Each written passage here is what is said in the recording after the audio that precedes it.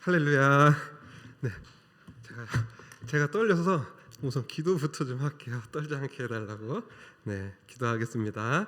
사랑이 풍성하신 하나님 아버지 참으로 감사합니다. 하나님 아버지 이렇게 좋은 교회로 보내주셔서 함께 신앙생활 할 수 있게 인도해 주심에 너무나도 감사합니다. 이제 처음으로 이 자리에 서서 하나님의 말씀을 전합니다. 떨지 않고 또한 서로 은혜 받으며 서로 보며 기쁨으로 함께 신앙생활 할 수 있도록 주께서 인도하여 주시옵소서. 오늘 예배를 통하여서 아픈 자들이 회복되고 마음이 무겁고 힘들었던 자들이 무거운 짐을 벗어 던지며 새 힘을 얻고 돌아갈 수 있는 귀한 은혜의 시간 되게 하여 주시옵소서. 예수님 이름으로 기도합니다. 아멘. 네. 저희 어머니가 2020년도에 소천을 하셨어요. 벌써 오랜 시간이 됐네요. 코로나가 우리나라 들어오기 직전에 소천을 하셨었는데요. 우리 어머니가 또 다른 부분이 뭐가 있었냐면 걱정이 엄청 많으신 분이셨습니다. 세상 모든 걱정을 다 지고 사는 분들 몇 분 계시죠? 그 스타일이에요. 그래서 동네 걱정도 하고 동네 걱정을 하면서 시 걱정도 하고 우리 아들 회사 걱정도 하고 교회 걱정도 하고 나라 걱정도 하고 다른 나라에서 전쟁 나는 것까지 걱정하면서 이렇게 살아가셨거든요. 그래서 이제 그걸 보다 너무 힘들다 보니까 이제 동생이랑 제가 어머니한테 오죽하면 왜 이렇게 모든 짐을 혼자 떠안고 가냐, 어머니가 예수님이냐, 이런 이야기를 할 정도로 많은 걱정을 하던 분이셨습니다. 근데 특히 언제 걱정이 많으셨냐면요, 제가 학교 처음 들어갔을 때, 그리고 군대 갈 때, 처음 운전할 때, 그리고 처음 사역했을 때였습니다. 진짜 그렇게 딱 뭔가를 처음 하면요, 일주일, 2주일 정도는요, 잠 자다가도 일어나서 괜찮냐, 문 열어서 계속 밤마다 보시니까 이제 자다 깨고, 아침 먹을 때마다 조심해라 조심해라를 한 20번은 들어요. 그 짧은 시간에. 나갈 때도 안아주면서 잘 갔다 와라, 점심에도 전화해서 조심해라, 저녁에도 조심해라, 집에 들어왔는데도 조심해라. 집에서까지 뭘 그렇게 조심해야 되는지 모르겠지만 그렇게까지 계속해서 저에게 조심하라고 했습니다.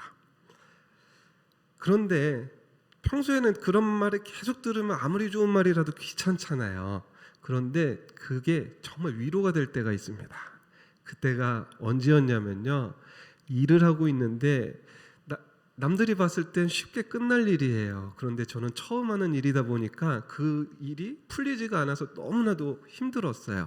주변에서는 왜 안 끝났냐, 이걸 가지고 뭐 이렇게 오랜 시간을 가지고 가냐, 끌고 가냐 이러는데, 저는 처음 해보니까 잘 못하잖아요. 그러니까 어땠겠어요. 제 마음은 혼나는 것도 힘들고 일이 안 끝나는 것도 힘든데 전화벨이 울렸습니다. 그 전화벨을 보니까 이름이 찍혀 있었는데 그게 제가 그 당시에 사랑하는 우리 엄마 이렇게 적어놓고 옆에 가로치고 홍 여사님 이렇게 적어놨거든요. 이름이 뜬 거예요. 그 전화를 받았는데 아들을 힘들지? 사랑한다. 이 말하고 3초 만에 끊으셨어요. 전화해서 저는 엄청 큰 용건이 있는 줄 알았는데 그렇게 얘기하고 3초 만에 끊으시니까 얼마나 황당했겠어요. 그런데 그 말이 저에게 그렇게 위로가 됐습니다. 그러고 나서 그 힘들었고 어려워서 풀리지 않던 일이 이걸 왜 내가 이렇게 힘들어 했지라고 생각할 정도로 일이 풀리기도 했습니다. 이제는 듣지 못하죠. 듣지 못하는데 아마 살아계셨다면 오늘도 한 6시 반쯤에 전화하셔서 아들 첫 설교지 힘내, 하나님께서 인도해 주실 거야, 사랑한다, 이 말씀을 해주셨을 것 같아요. 여러분들은 힘들 때, 어려울 때 어떤 말들이 가장 큰 위로가 되시나요? 힘내세요? 아니면 자녀들이 하는 사랑합니다, 잘 될 거예요? 여러 가지 위로의 말들이 있잖아요.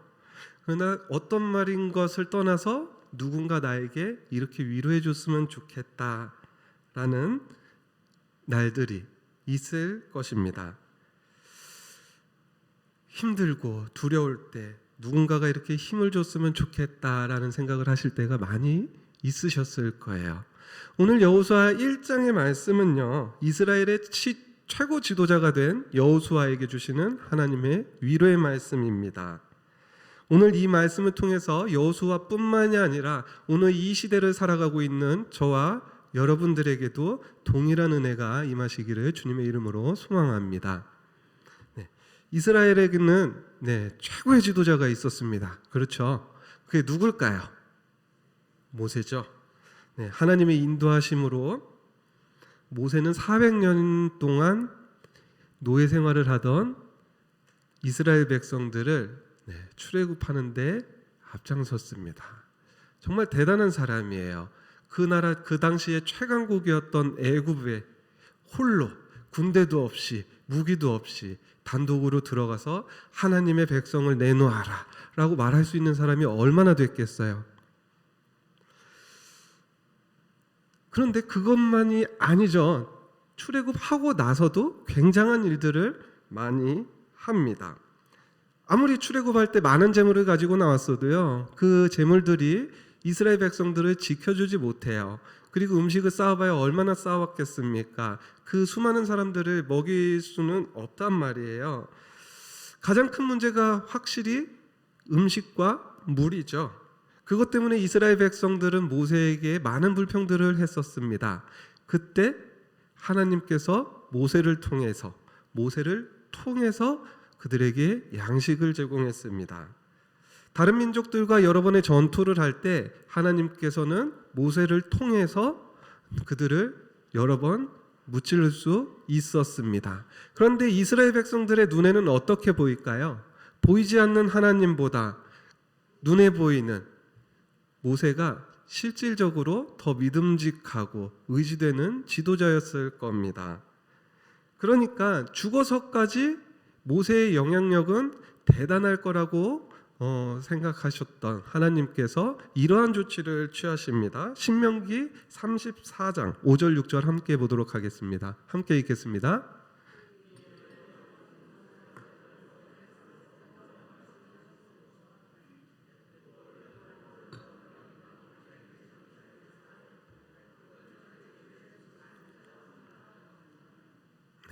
어떻게 해요? 시체조차도 찾지 못하게 하나님께서 감추어 두셨다는 거죠. 여호수아는 이러한 위대한 지도자였던 모세 뒤를 이어서 지도자가 되었습니다. 얼마나 큰 두려움이 있었겠어요. 자신의 말 한마디에 수많은 사람들의 목숨이 달린 그 중대한 직책에 올라선 것입니다. 개인적으로 보면요, 여호수아는 담대한 사람이었어요. 그것은 성경에서도 여러 번 나타납니다. 출애굽기 17장에 보면 출애굽한 이스라엘 백성들이 아말렉과 전투를 합니다.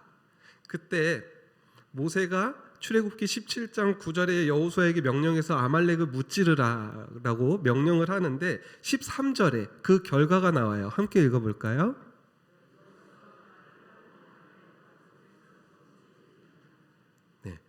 어떻게 해요? 칼날로 아말렉을 무찌르니라. 그뿐만이 아닙니다. 여러분들이 잘 아시는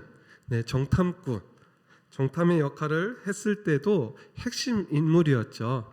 12명의 인물들 가운데 10명의 인물은 어떻게 해요? 점령할 수 없다. 전쟁을 이길 수 없다라고 이야기했는데 그 중에 2명은 이길 수 있다고 했죠. 하나님을 믿고 의지하면 하나님을 통해서 승리할 수 있다. 그 2명이 바로 여호수아와 갈렙이었습니다. 그러나 지금까지 본 바로는 여호수아는 계속해서 명령을 하던 자였어요. 아니면 명령을 수행하던 자였어요. 수행하던 자였죠. 명령에 따라 움직이는 사람이었단 말이에요. 누군가를 지도해야 되는, 누군가를 인도해야 되는 지도자의 역할은 별로 해본 적이 없단 말이죠. 아말렉과의 전투에서도 그 전쟁을 이길 때 모세의 명령을 들었죠. 그리고 정탐에 보고할 때도 여호수아가 아니라 갈렙이 했습니다. 민수기 13장 30절을 보면 그 내용이 나와 있어요. 함께 읽어볼까요? 조용하게 하고 이르되 우리가 곧 올라가서 그 땅을 취하자 능히 이기리라 하니. 아멘. 네. 중간 지휘관으로 또는 어느 단체의 2인자로서 3인자로서의 역할은 잘 감당했지만 무언가 있어서 절대적인 지휘권을 가지고 큰 일을 행하지는 못했다는 말입니다. 물론 하나님께서 모세에게 명령해서 계속해서 여호수아가 다음 지도자가 될 것이니까 잘 성장시키라고 말씀을 하셨습니다. 그러나 적어도 성경에서 나오는 여호수아의 모습은 그 훈련을 제대로 받은 것이 나오지 않다라고 하는 거죠. 그러나 모세는 결국 여호수아에게 안수하고 이스라엘 백성들 앞에서 그가 나의 다음 지도자가 될 것임을 선포합니다. 민수기 34장 17절 함께 보겠습니다. 시작.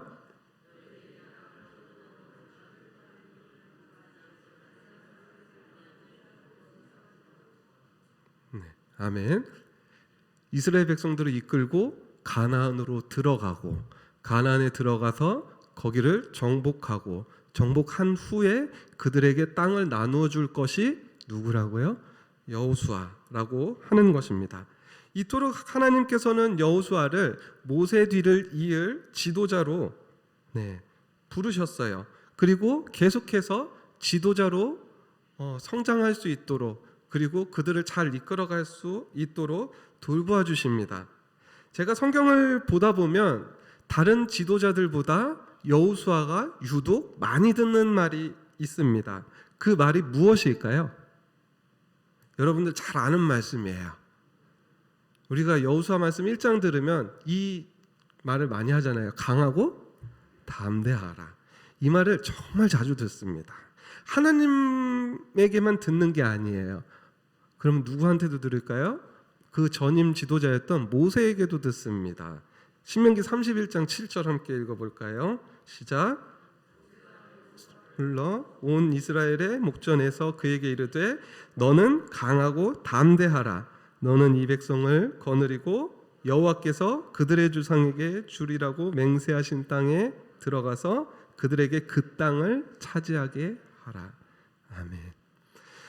자, 우리가 알고 있는 여호수아는 누구보다도 강하고 담대한 사람인데 옆에서 계속 지켜본 모세도 그렇고 하나님께서도 그렇고 모세에게 너 강하니까 이제 나만 믿어 라고 말씀하시지 않고 계속해서 뭐라고 말씀하신다고요? 강하고 담대하라 라는 말씀을 하신다는 것입니다. 그렇다는 것은 여호수아에게 개인적인 강하고 담대함은 있었을지 모르지만 지도자로서 무리를 이끌고 나아가야 하는 그런 방면에서의 강하고 담대함은 모세보다 한참 부족했던 것이 아닌가 싶습니다. 그러니까 굉장한 부담으로 다가왔던 것 같아요. 그런데 그러한 점 때문에 하나님께서 여호수아를 모세의 다음 지도자로 부르신 겁니다. 인간으로 보면 지금 여호수아가 1인자의 자리에 올랐잖아요. 그러나 실질적으로 이스라엘 백성들에게 있어서 실질적인 1인자는 누굽니까? 하나님이시죠. 그러면 여호수아는 계속해서 명령을 듣던 자였잖아요. 그러니까 하나님께서 주신 명령을 잘 수행할 수 있는 데에는 가장 적합한 인물이었다라고 하는 것입니다. 그러니까 그 외롭게 보이는, 인간적으로 볼 땐 외롭게 보이는 여호수아가 누구보다도 하나님의 일에 적합한 사람이었다라고 하는 거죠. 그래서 여호수아를 보면 계속해서 하나님의 말씀을 듣고 하나님의 명령을 듣고 움직이는 모습을 계속해서 볼 수 있습니다. 그것은 여리고성 전투에서도 잘 나타나고 있죠. 누가 전투를 하는데 성만 들고 끝내라고 지시를 합니까? 어느 지휘관이요. 그리고 그 말을 누가 듣겠습니까? 들을 사람 별로 없을 거예요. 아마 거의 없을 겁니다. 여호수아 말고는 아예 없을 수도 있어요. 그러나 여호수아는 그 말을 듣고 순종합니다. 가나안 땅에 들어갈 수 있는 약속을 받은 또 한 명이 있었잖아요. 그게 누구였죠? 갈렙이었죠.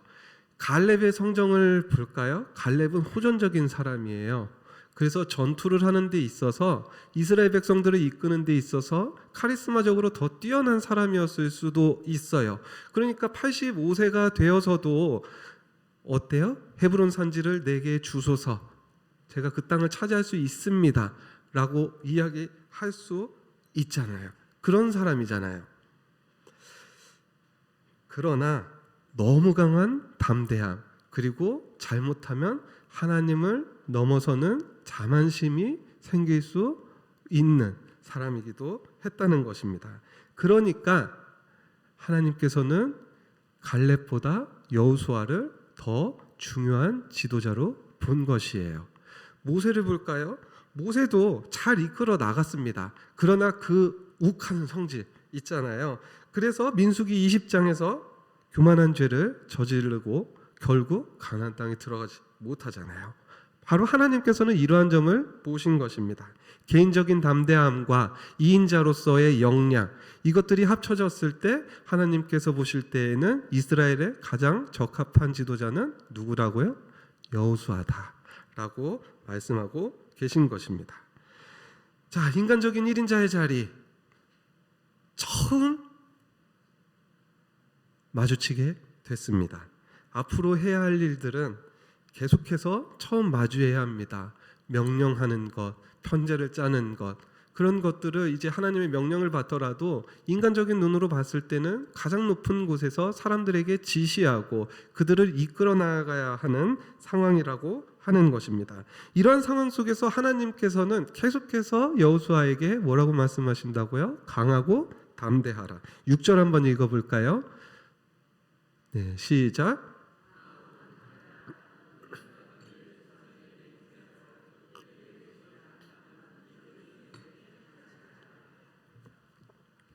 아멘.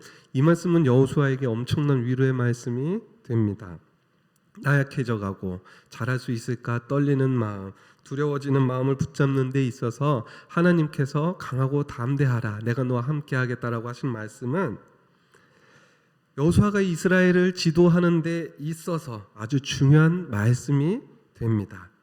이 말씀은 우리가 읽은 짧은 본문에서만 몇 번을 말씀하고 계실까요? 자, 몇 번을 말씀하고 계실까요?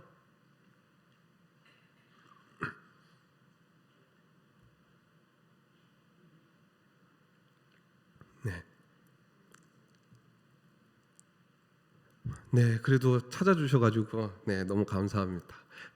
이렇게 열심히 찾으시니까 답을 말씀해 주실 것 같아갖고 제가 3번을 말씀하십니다. 그만큼 여호수아에게 용기를 주시는 것이 너무나도 중요하다고 하나님께서 생각하신 것이죠. 전쟁을 하는 데 있어서 지도자가 전쟁을 확신할 때 전쟁을 이길 확률이 높을까요? 전쟁을 질 것 같다라고 생각할 때 전쟁을 이길 확률이 높을까요? 이 전쟁은 우리가 승리한다라고 확신할 때 그 전쟁이 승리할 확률이 훨씬 높습니다. 그러니까 지도자가 승리를 확신하고 자신감 있게 무리를 통솔하고 지휘하는 것, 그것이 너무나도 중요하기 때문에 승리의 확신을 가지고 자신감 있게 지도할 수 있도록 하나님께서는 여호수아를 인도하시는 것이죠. 그러나 제가 여호수아 입장이 되었을 때 강하고 담대하라보다 더 큰 위로에 되는 말씀이 있습니다. 제가 여호수아였다면 이 강하고 담대하라라는 말씀보다는 이 말씀이 더욱더 저에게 큰 위로가 됐을 것 같아요. 5절 그리고 9절 함께 읽어보겠습니다. 시작.